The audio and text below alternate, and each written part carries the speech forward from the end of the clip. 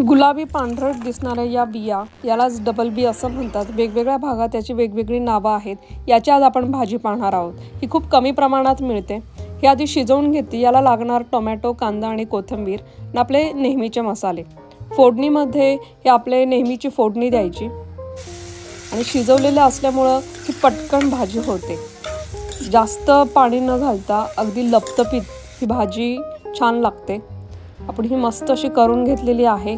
शिजून घेतल्यामुळे ही लवकर झाली। खूप छान याची टेस्ट लागते। खूप कमी प्रमाणात ही मिळत असल्याने ही भाजी नक्की करून पहा। अशी मस्त आपली भाजी रेडी आहे।